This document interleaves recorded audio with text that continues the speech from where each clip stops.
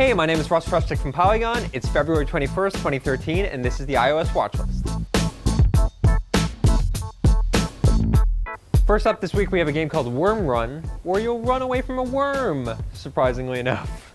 So, I know we've had a lot of infinite runner games on the iOS Watchlist. This is yet another one.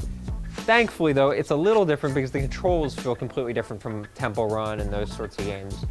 You're swiping the direction you want to move, but you can swipe in any direction, even if it means going backwards. Sometimes this will help you collect more coins, which you can then use to customize your character and unlock power-ups. It feels more like a traditional platformer than it does sort of a casual infinite runner. Shit. But again, sometimes they will get you stuck in a corner, and you get consumed by a giant worm. Okay, next up we have a game called Color Sheep, because I'm a man who likes a challenge. You may remember from Sortie a couple weeks back that I'm colorblind. I picked this game because I thought it'd be amusing to see how my colorblindness would make this almost impossible to play. So you're essentially trying to match your sheep to the color of the wolf that's coming after the sheep, and then you tap the sheep to shoot a laser out of his mouth, thus eviscerating the wolf that's coming after you. To make matters more complicated, you have to deal with light and dark colors, which I feel like is a little subjective. Like, what is light, really? What is dark? I know that's a little metaphysical, but, that's how I roll. Oh, whoops, dark blue. What? No, dark blue. That was bad. So this sheep is pretty much worthless, especially if you're colorblind. But if you're not colorblind, you can laugh at my misfortune while kicking this game's ass, because I'm sure it's not that hard for people that actually have rods and cones. I hope you like your lives.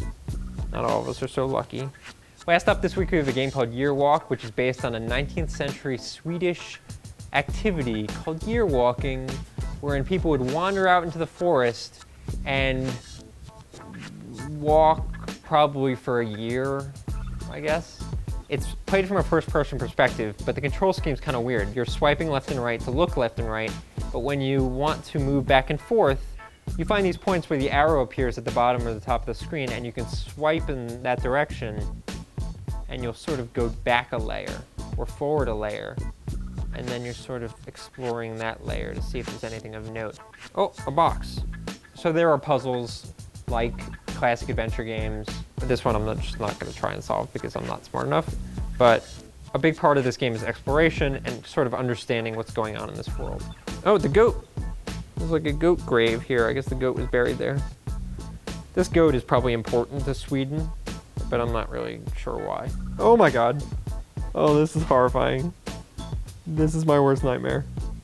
Oh, and I can control the head. Why would I want to do that? My god, Sweden is so effed up.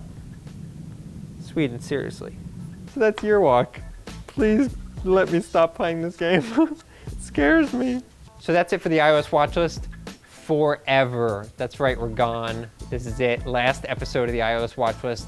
But don't worry, we'll be back in a few weeks. We're going to be bringing together Android games, Windows Phone games, and iOS games into one crazy, singular, awesome show for you to watch and love and tweet about. So get excited, don't miss us too much. We'll be back soon.